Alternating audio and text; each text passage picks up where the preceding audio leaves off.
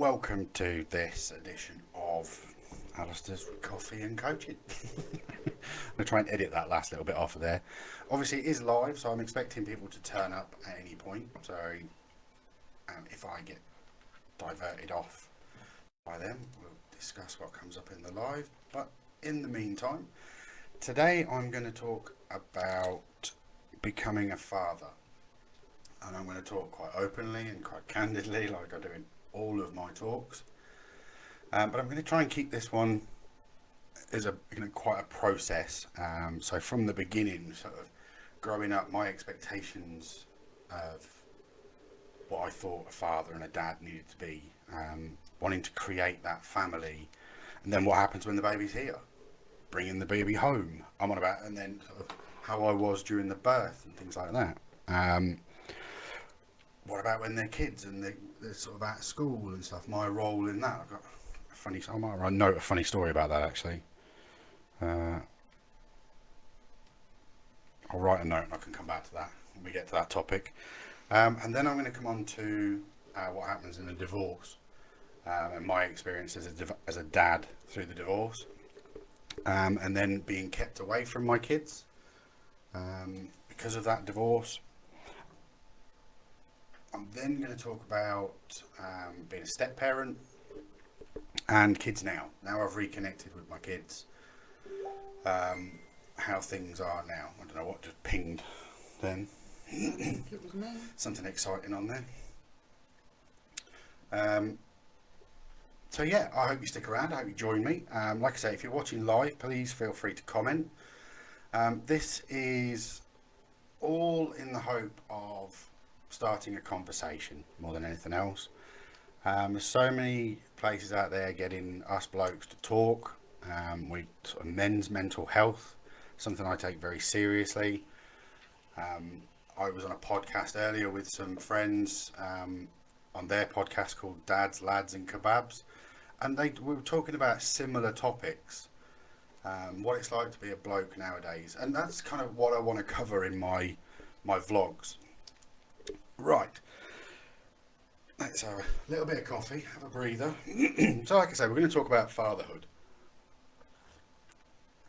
Potentially a pretty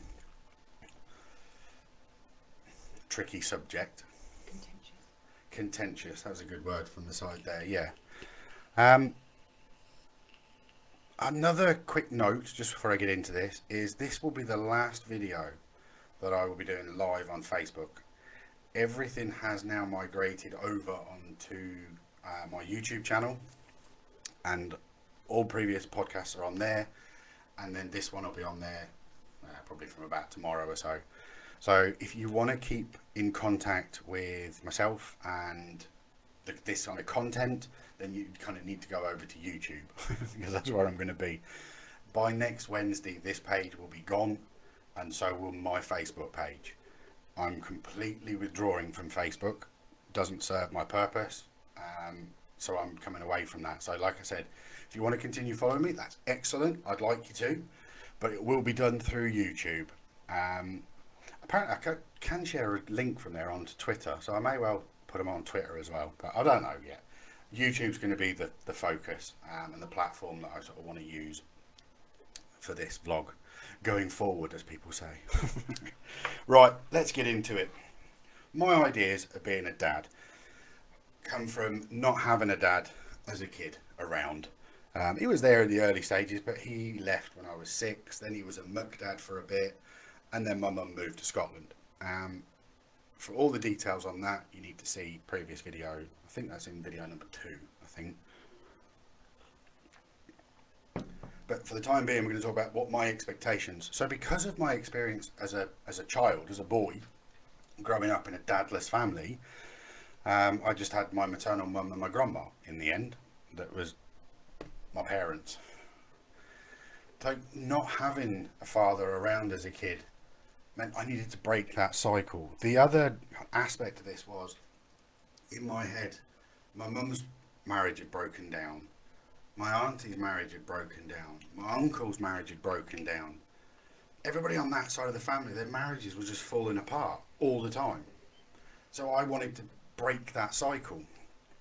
Fun enough, if you looked at the other side of the family, the marriages are all pretty solid, pretty sound, which is just something to note, I suppose.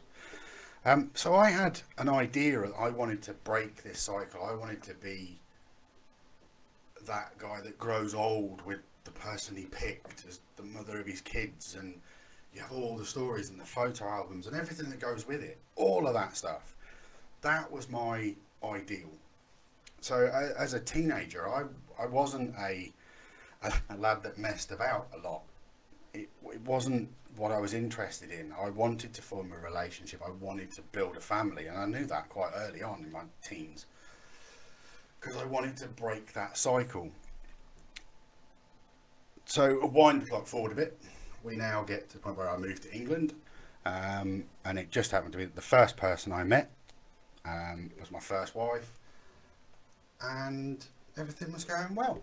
We moved to Scotland. I'd got work up there. Everything was kind of moving forward. So we're having those responsible conversations about having kids. We've got a house there. I've got a job there. It was all kind of going as far as we could see according to plan. So we tried for a baby, and relatively quickly it happened. And that's when she changed her mind. Didn't want to be in Scotland. Didn't want to have a conversation about it. Just moved back to England. And I kind of get it. I understood it.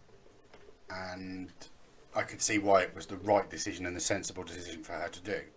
It, however, left me completely in the lurch, 500 odd miles away from my pregnant missus. It's like, Jesus, so now what do we do? So I then had to tie up all the loose ends where I was and make tracks to get back down here and then set up again. I've got to get another job. I've got to try and get a house or a place to stay. Excuse me. So the whole process kind of just, as far as I could see, hit a massive roadblock.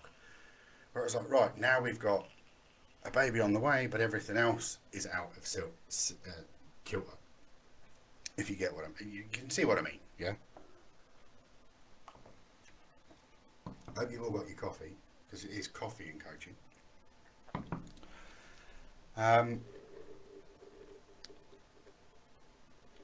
So we get everything set up. So that pressure is on again. We get, like I said, we get things sorted. Baby number one arrives. I was a very interactive, if you like, father. I'm not squeamish when it comes to the childbirth. I was in the room, involved, helping as best as I could, whether that just be sort of fielding information between the parties, between the midwives and her. But yeah, I was involved. I found it was massively important to me that I cut the umbilical cord. I was amazed by the whole process of birth, in the simple fact that that human being grew another human being inside. I was amazed by this. And at that point, I decided that for me, the meaning of life was the creation of life.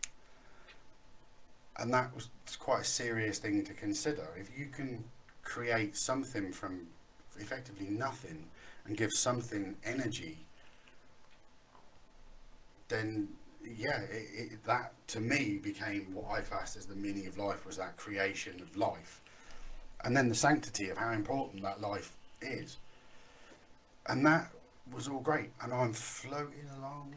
I'm happy, fathery, kind of euphoric kind of logic. And it's all brilliant. And we're taking photos and everybody's happy. And then you get home and everybody breathes. And then the baby cries, and then it cries some more, and then the real kind of routine start then. The psychology then about being a dad suddenly kicks in, that now this person is completely dependent on us for survival, completely, 100%, nothing it can do for itself. And I found that really difficult. I'm not going to lie, I found it bloody hard. Being a person that kind of likes to work stuff out, so you kind of see the problem, help the person out, done. So in my head, I'd got like a tick sheet of if the baby cries, kind of put food in one end, clean the other end, soothe and see if there's anything kind of, that was it kind of logic. It was hungry, dirty, cold, kind of just a simple tick sheet of the potential things that might not be right with this person that can't speak to me. And I couldn't figure it out because I'd go through the tick sheet and the baby would still cry, or it would go quiet for a bit and then it would cry, and I'm like, you can't surely be hungry now, or surely you've not pooed your nappy already. That doesn't make any sense. They're the only things I can think of in my mind. And it got to a point where it properly stressed me out. I couldn't pick the baby up without becoming really over emotional because I didn't know what the baby required from me. And I kind of felt like I was left in the dark as far as, because the mother seemed to get fine. It was just plug it in, there it goes. The baby was happy, it was quiet. But with me, it was different. And it got to a point where it stressed me out. It started to fit my criteria of, this is a mental health thing. This is something in my head and I need to talk to somebody about it. So I did. I spoke to the doctors. It was a laborious fucking process, as you can imagine, because it was the NHS. It took time to do.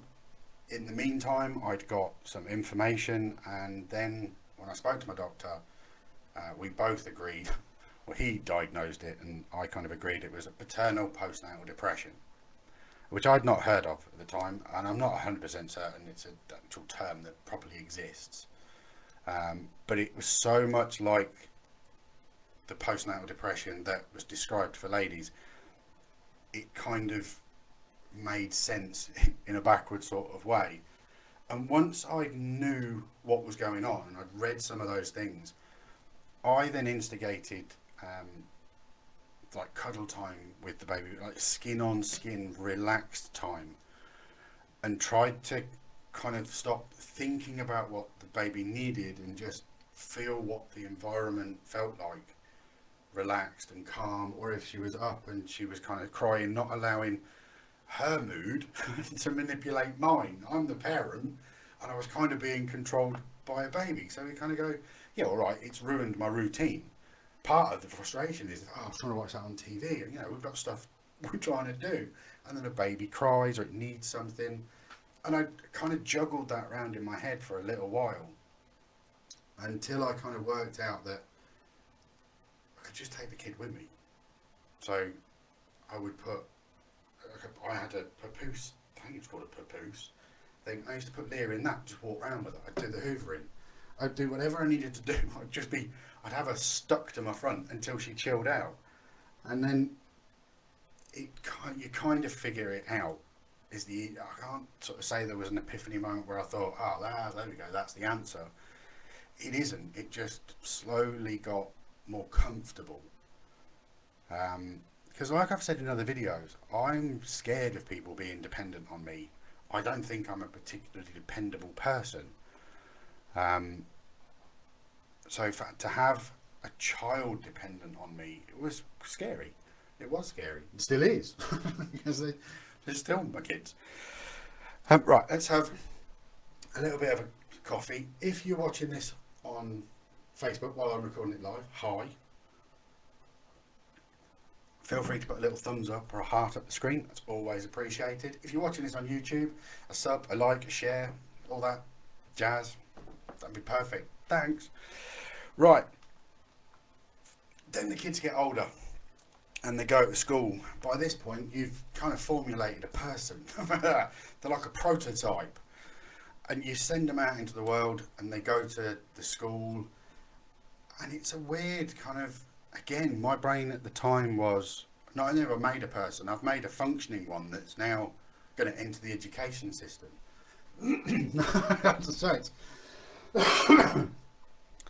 Again, I was mesmerised by each kind of stage. By this point as well, by the time Child number 1 is going to school. We've got child number 2, which I wasn't as stressed out about. I was as involved in the birth as I was with the first, and the same principle. I wanted to cut the umbilical cord. I felt that was important. But what I did do, and it doesn't happen nowadays, people have these kind of gender reveal parties and things that go on and do. I didn't do that. We didn't do that. We didn't want to know until baby's there, until the person arrives and you go, it's one of those. It's a 50-50. So it's going to be one or the other. So we didn't. And it was one of them moments where I sort of looked at, I was fully expecting a boy. Because you kind of go, it's standard issue, girl, boy, or boy, girl. I wasn't expecting. And when Adele turned up, it was like, you give me another girl. And I was like, wow, we've got 2 girls. And then my brain kind of goes, holy crap, I've got 2 girls. That's like 3 women in the house. And my brain jumped forward years in advance, just in that one moment in the maternity ward. But I bawled my eyes out. I bawled my eyes out with both my kids because I was so mesmerised by the ability of a person to grow a person. Don't get me wrong, I know I was involved, but I didn't do all the growing process. I just planted the seed and then sort of left it. And that was it. I didn't mean that to sound vulgar, but I was trying to unpersonal sort of the logic. So anyway, yeah. So by this point, I'm a little bit more adept.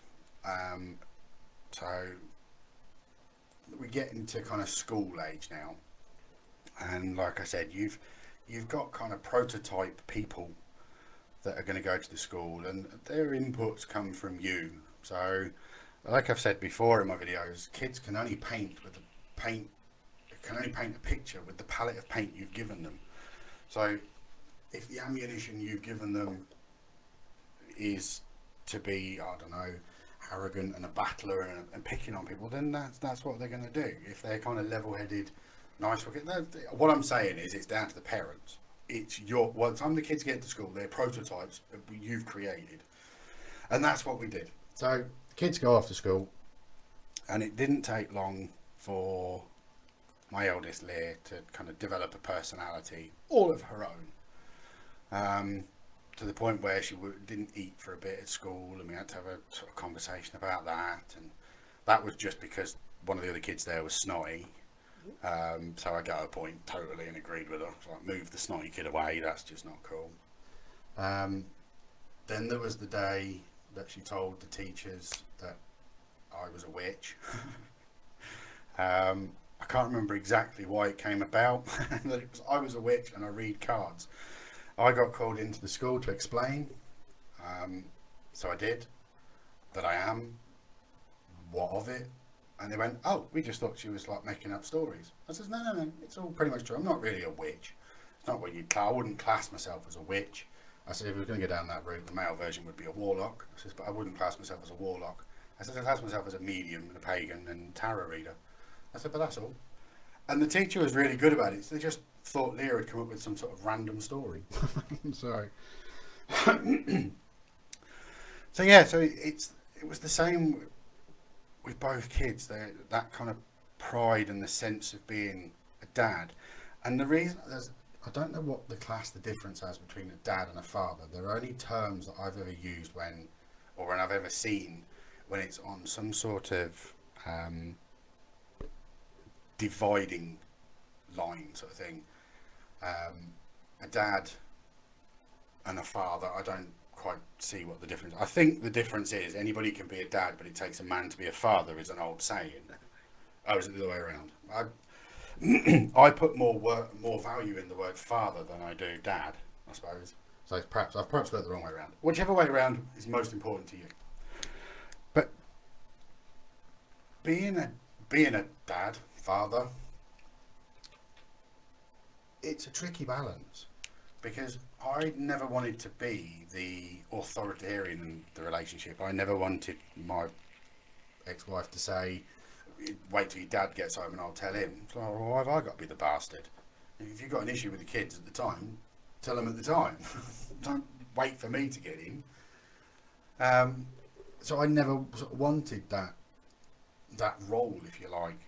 I like the fact that, as far as I can see, I think my girls know that I would protect them to my best of my ability, but I also respect them enough to make the right decisions for themselves. But I'm kind of jumping ahead a little bit there.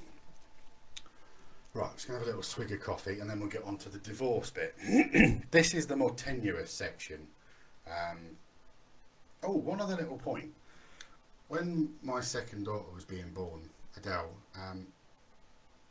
in the moment, jokingly, we arrived at the maternity ward at about, it was about 8 o'clock. And I jokingly said, if we get this all wrapped up, we can get home for 9 o'clock for Sky Movies. And it was a joke. Everybody laughed at the time. Later on, when we talk about the divorce, that was actually cited in there as a point that I didn't want to be there. It's the way that words get twisted. Let it go. And I'm not bitter about that at all.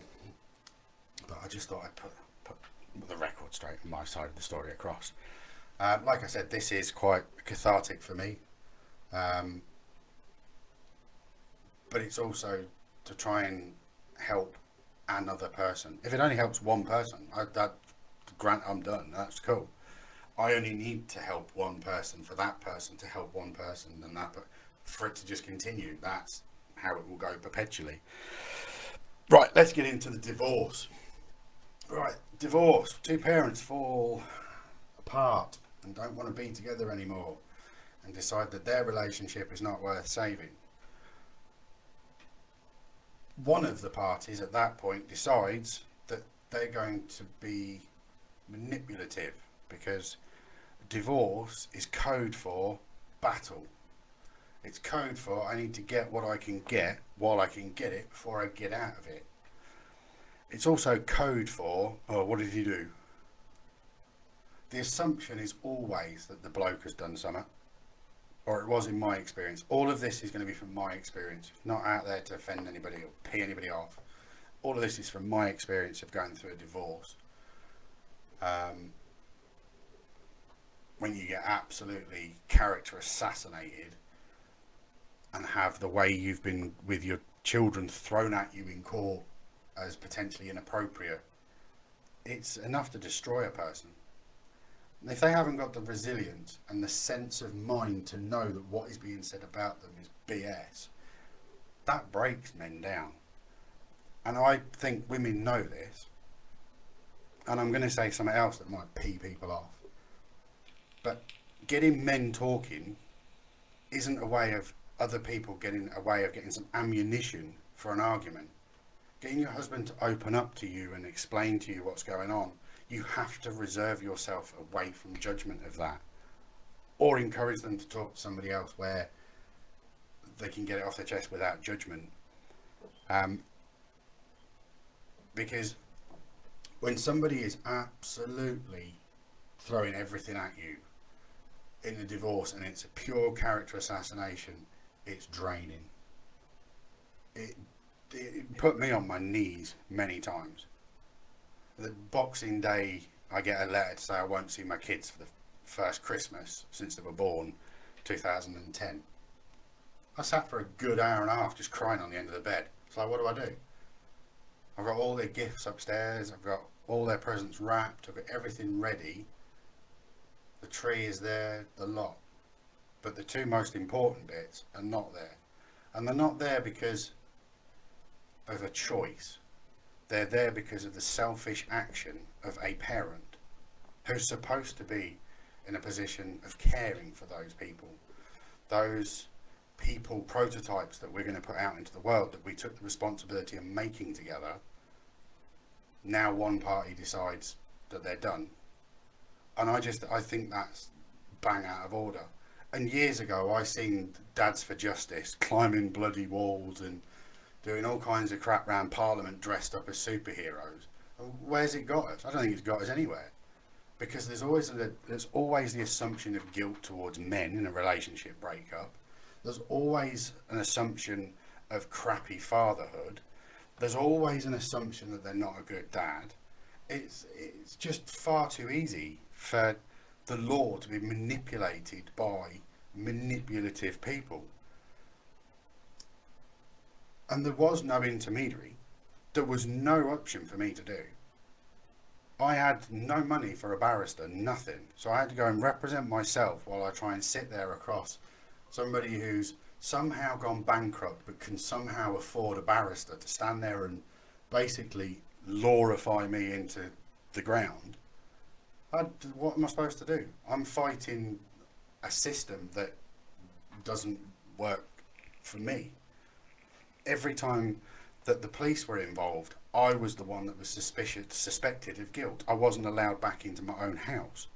I got told by an officer, PC Cousins, that if I went anywhere near my house, he would arrest me. For no reason. But all these people were manipulated at the time by a person.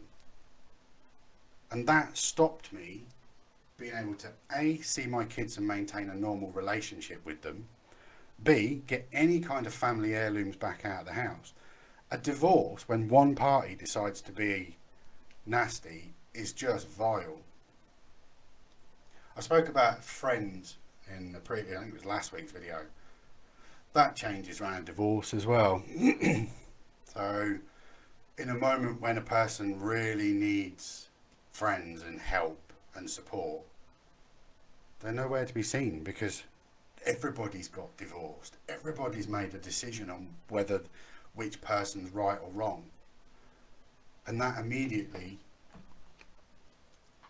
puts this assumption of guilt on the bloke all the time. And I think it's wrong.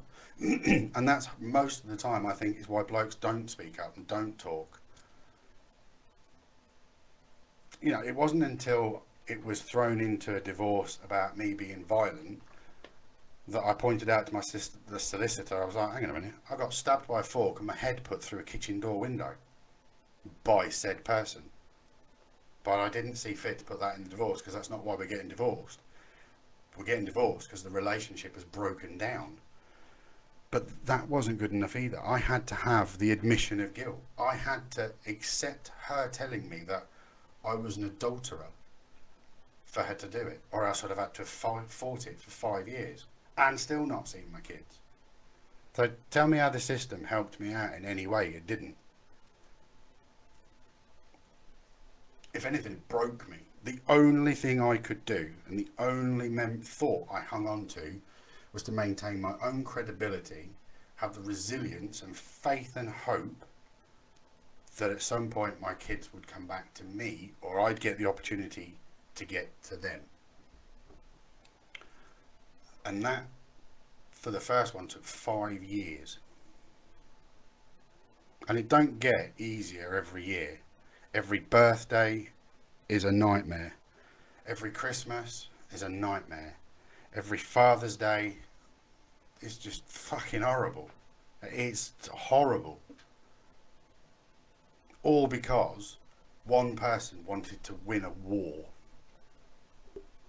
with no moral thought for the effect it would have on everybody within it. We then wind the clock forward another 5 years. So we're now 10 years after a divorce. And I finally get contact with my youngest daughter. And it's heartbreaking because I've missed so much stuff. And I know there's going to be people, I can hear the words in my head because people said it to me all the time. You could have fought, you could have got legal aid, you could have gone to court. The problem is with going to court as a dad, it makes you as the aggressor. I tried to phone her up at one point, and while I was having a sensible conversation with her, she had a one-sided argument shouting down the end of the phone at me like I was acting, like I was swearing at her and having a go at her. So she's having a half an argument, if you get what I mean. But I'm at the end of the line going, what are you talking about? Then I cottoned on what was going on, so I hung up.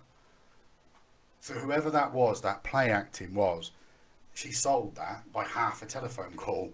And it was actually a telephone call about me asking if Leah wanted to run Solly at training at Brentford when I was teaching there. There was nothing going on, but she had the one-sided argument about it. And it was just one more piece of kind of evidence in, I suppose. So in the end, you give up, because it reached a point where I'm damned if I do and I'm damned if I don't. If I don't fight them in court, I'm perceived as not giving a shit. If I do fight them in court, I'm perceived as being the aggressor, because I've got to fight that now. And there's no legal battle that's going to be nice to the kids. There was no mediation ever accepted or granted. I didn't get any information on where the kids went to school. They moved doctors and I didn't get told. When I contacted the school, they'd already been primed that I was some sort of creepy weirdo, and they wouldn't give me any information. The police turned up at my new address and issued me with a harassment order, which I said, well, what evidence have you got for that? What harassment? Oh, we don't need any evidence. It's just a report. So what do I do with this? Well, you sign it. Well, I ain't signing it. It was just literally because somebody could. But going back to the girls, the effect that has had on them. Obviously, I'm here now, so I will help with everything that I can do. But there's that bit in the middle that none of us get back. And I mean that as all four of us. All four people went through something that none of us can get back because of the actions of a person. And I don't care how bad your relationship's falling down. I don't give a shit. When you start dragging kids through courts like that and emotionally manipulate it so that you're saying they're my mum did it about my dad. Not quite as bad as my ex-wife, my first wife, but enough that it formed an opinion of my dad in my head. And that's irresponsible as a parent. It's not up to us to tell our kids what to think. It's to show them how to think. It's not to teach them what to learn. It's to show them how to learn. We're not making mini us. We're making new people that need their own opinions, get their own lives, get their own story to write down and live through. I took that kind of really seriously, and the actions of the other person I class as selfish, 100% selfish. There's a comment just come up. It's called parental alienation. It is. There's also there's other sort of terms for it. I don't want to get into the technicals of it, but that has a massive effect. Now, I'm going to sort of have a little breather and a bit of a coffee. A lot of that gets quite dark, and I know it gets dark, and you can tell by my tone it's raw, and that's 10 years. It's still raw.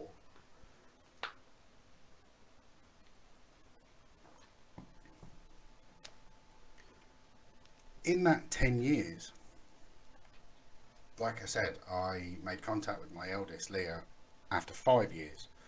I'll tell you about that actually, because it came up on my phone as a message, and I'd always done what I could. I had fake Facebook accounts, I had fake YouTube accounts, I had fake Twitter accounts, solely so I could keep an eye on them. It was the only way to do it. So I had accounts where I could keep an eye on where the kids were. It was only to keep an eye on where the kids were or what they were doing. I didn't give a shit what she was up to. I didn't give a monkeys about that. I wanted to know where they were. I used to read my tarot cards for them to give me insight into how they were. Just let me know the kids are all right. People at dog shows, when I used to compete and when I was a trainer, used to come up to me and give me information on how the girls were. So I had plenty of little spies and connections and things like that, but it's not the same as being able to walk up and hug your kid, is it? At the couple of dog shows that I've seen, and when you look at your own child and they run towards their mother frightened.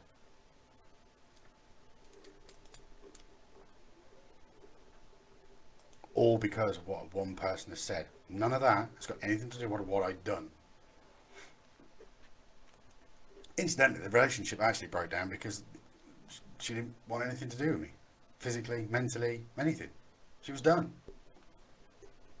So I left randomly. I can't remember what it was. It was a Thursday night at 9 o'clock. I can't remember what date. And I just said, I'm done with this. I'd had a conversation with her dad already that the relationship was fucked. So it didn't come as a surprise. So to act the way that they acted was just pure venom. Absolute venom. During that time as well, I met somebody else and then entered into the realms of step parent. And that's an emotional minefield as well, because you kind of feel attached because they're there, because they're the person's kids, so you're kind of obligated to help to an extent. But over time you formulate a relationship as a parent, step parent, extra parent, gifted parent, bonus parent, whatever the kind of the terminology. I always said step parent, but I was under no illusions. I said to both the stepkids, at some point you'll shout at me and go, "You're not my dad, you can't tell me what to do, fuck off," or some words to that extent. And when you do, I should just chuckle to myself, because that's inevitable. At some point that's going to happen, and it did. And I laughed. But yeah, you then spend time technically as an emotional support for two other people's kids, but you can't kind of get to your own kids. So in moments like Father's Day, they would be good. They would get me like your stepfather kind of cards and things, or a barbecue set or something that was thoughtful and it was nice. But it weren't my own kids. It's, in one respect, it's worth more. And I say this carefully. As a step parent, you can kind of pull the step parent card and kind of go, nah, I'm going to pull the card, I'm going to take a step back and let the parents deal with this. But there's also times as a step parent you can't, and you have to step up, and you are the emotional support that that child needs. And it doesn't matter whose kid they are, they're a kid. They need your help. You're there, so help. So it became that I regarded myself just as the extra dad. I was the one that they spoke to if they fell out with their boyfriend because their mum was unsympathetic and their dad was probably at work and you couldn't talk about stuff like that. Whereas I've been a life coach for 20 years. So it's, they would talk to me. So I was there for somebody else's kids while I wanted to be there for my own kids. So they kind of filled a void to an extent. But it's tricky. If you're a step parent and you constantly feel like you're kind of one step behind, you've got to kind of work your parental role out. Because I think just because you get the term step parent, I mean you have to. I don't think you're under any obligation to parent somebody else's children, even if you are entering into a relationship with a person. If the dynamics change, or they're different, or the kids' emotional attachment changes, then you've got a role with that because you're there. You're with their, well, in my case, you're with their mum. You can't just kind of say, well, I only want that person, I don't want everything else. Everything comes as a beautiful package, and you become a bigger family. And that happens through generations. I mean, I've got 2 step brothers, 2 step sisters. I've got 3 step kids. I was thinking it was 3 or 4. Yeah, 5 grandkids. So, and that's another thing, terminology. Kids will say the words they want to say. I'm only 44. The grandkids turning around and calling me granddad. It's cool and it's cute and I like it. But they also turn around and go, Alistair. And they'll flick between the 2 sayings throughout the day or when they're here. And I don't mind. I don't never correct them because they're both right. I am Alistair. I am Grandad. I am you. Hey. Oi. These are all accepted terms. I don't want kids hung up on terminology for what they can say and do things. There's enough stuff going on. So as a step parent, I tip my hat to you. You're valuable. And my Mrs. Penny is going to be invaluable to my girls as an extra parent, the gift parent. When you have another relationship and you've got kids from the past, it's like a snowball. It starts this big and it just grows, and you just incorporate everybody into it. I'm dad enough for everybody. So that's kind of the step parenting side of things. I'm just looking at the time. I'm just conscious of the time. We're sort of at 40 minutes. I'm not 100% certain this will do an hour. It's quite emotional. A certain amount of emotional turmoil. Because it's a contentious subject. And it's a subject really that it'll never end. It'll never disappear. It'll never go. But at some point you have to draw a line in the sand, and this is the line I drew, in that I forgave everything that they'd done. And I'll tell you for why. Because everything they did that was aimed at me was a lie. So all it was words. There was no actual physical damage. Mental damage, but that's up to me. I can repair that. That's my own mind. I can sort that. So in a certain degree, I kind of just forgave them. It was like, you did what you did because you felt you needed to do it that way. Whether that person still thinks they did the right thing or not, don't care. It doesn't make any difference at all now. It's the effects of what you did that will have a ripple effect. But maybe that was because I put so much pressure on myself as a kid. Maybe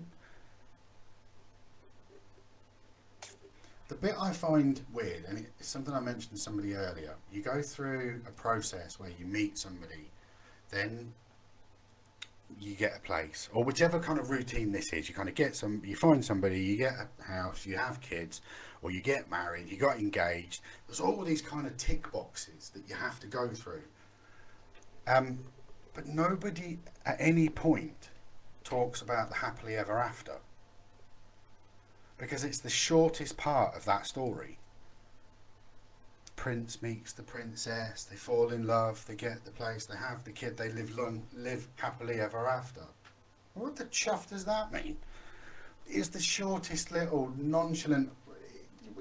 It just doesn't make sense, and nobody prepares for that short little bit of sentence that is, they live happily ever after, because it might not work like that. And in my case, it didn't. Or did it, but just not with that person. So the they was me. So they lived happily ever after, but it doesn't specify that they did it together. Random rabbit hole for you. But right, so now let's bring this up to date. Let's bring this up to now. I've now got the relationship with both my girls. Both my girls understand me. They've been able to pick holes in different things that they remember. They've been able to remember things that they hadn't before by triggering little memories. And we've had time to talk and work stuff out. When we first locked down, to be fair, Adele came and lived with us for 4 months. Was it 4 months? Felt like more. Yeah, it felt like longer, but I think it was about four and a bit months. And that was awesome. It gave us such an opportunity to get to know each other as father and daughter again. And the same with Leah. Leah now lives here with us, and she's doing so much better. She's got work, and she's looking after her health a bit better. She just looks healthier, and that's perfect. As a parent, that's what you want. I don't want to do everything for my kids. I'm not a pushy parent. I don't. It doesn't bother me whether my kids want to be CEOs of a company or a road sweeper or work in a cafe. I don't care as long as they're smiling and they're happy doing it. I don't give a crap. I'm not driven by money. I've never been bothered by how much money somebody earns as a measure of how good they are. So my girls don't need to aspire to be rich, powerful. That's not what it's about at all. I just want them to be happy. It's as simple as that. And with my dad, because of this and the process of not being with my girls, having that it broke down, and my Norse research and going into the kind of paganism stuff that a little bit more through COVID and doing some research, that I want to start. Well, I have started. I bought my dad for Father's Day a book, like a questionnaire book, and I want him to answer it. So I've got something to pass on. Because, like I said, I was kept away from my dad for 10 years. It's funny how things mirror, actually. Sorry, for those in America, mirror. The way that my mum treated my dad is not as venomous, but had the same effect as what happened with my first wife.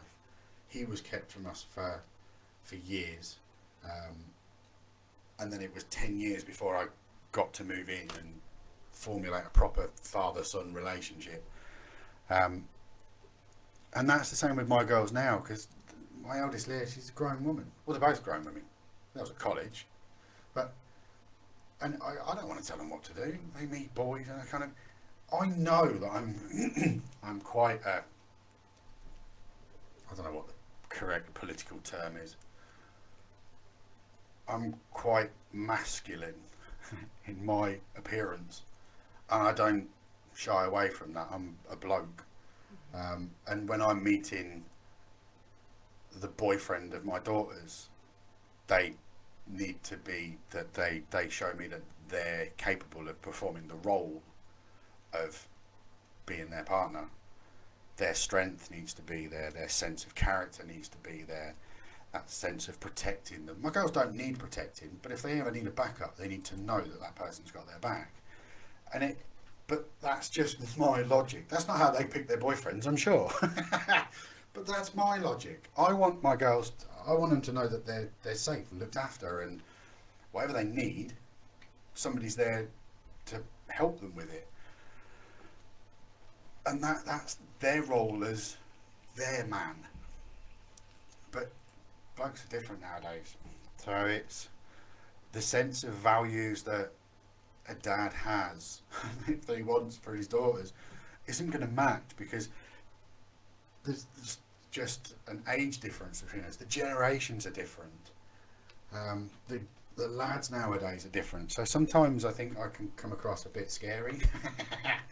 But I don't mean to, but I also don't see that as a bad thing, because I think a healthy bit of respect for your missus's dad goes a long way.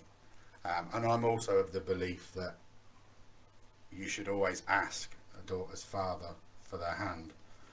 But I know that there's going to be a lot of people now that say that's really sexist because you don't belong to your dad. But I'm old school in, I think it's quite it's a respectful nudge to the dad. You've already formulated a relationship with his daughter. That, you know, you're not like you just turned up on the doorstep and he's not met you before. You can have a conversation, and I've had this with both times I got married, both times I spoke to the in-laws, and in the time of actually my ex-wife, I actually spoke to the stepkids as well. I asked them before I asked her. I wanted to make sure everybody was happy with this snowball gaining some traction. So yeah, what was I saying? I went off on a tangent. Asking permission. Oh yeah. So I just think it's a bit of it's just a gentlemanly tradition, that you would ask your fiance's or your girlfriend's dad, you know, if that's okay to ask for his daughter's hand in marriage. I think that's quite a respectful thing to say. But I understand there's lots of people out there that say it's sexist, and I understand that too, and I agree with you too. And if you're in a relationship where you don't think that that's cool, then don't fucking do it. Simple as that. Horses for courses, my friend. Yeah, unfortunately, my future father-in-law, he was already told me it was okay anyway, so it's fine. So yeah, we shared a whiskey together. Right, I'm going to kind of wrap this up, guys. I hope you've, I'm going to say enjoyed it. That's probably the wrong word. Like I said, this is a vlog. This is a vlog about one man losing a house, a wife, a business, his kids, his sense of self, his personality, just everything. And then we get to the point now where we've come out the other end of it. I've got the relationship back with my girls that's strong and it's good, which is perfect. And I don't need to dwell on the past stuff. So although I've kind of gone through this and it has been quite dark, and I've allowed myself to get into each emotional state for a sense of sort of trueness for you guys. I love making new words up. I hope the auto subtitle thing got it. And I just kind of, like I said, it's one guy's journey through life, really. If something's resonated with you, then, you know, put a little like. Feel free to put a comment. If you feel that your comment needs to revolve around what I should have done, then keep that to yourself, because I've already done it. There is no point in anybody putting a comment there or saying, oh, well, you know, you should have done this, but it doesn't make any difference now. We're at the end. Shoulda, woulda, coulda doesn't make any difference at this point. I can only move forward. And by moving forward, I've got my kids with me. So that's the main thing. So like I said, this one's been quite a heavy week. But in real life, it's been quite a heavy week this week. Like I said, I did a podcast earlier with Dad's Lads and Kebabs, and we spoke about quite a lot of stuff on there to do with masculinity and stuff. And that's probably what I'm going to talk about next week. I'm not going to say here and now what I'm going to talk about. I've kind of got an idea of what I want to do. But like I say, it won't be on Facebook. There will be no Facebook Live next week. This will all be on YouTube. So it'll be live on YouTube next Wednesday at 8. And then potentially I'll just share it onto Twitter.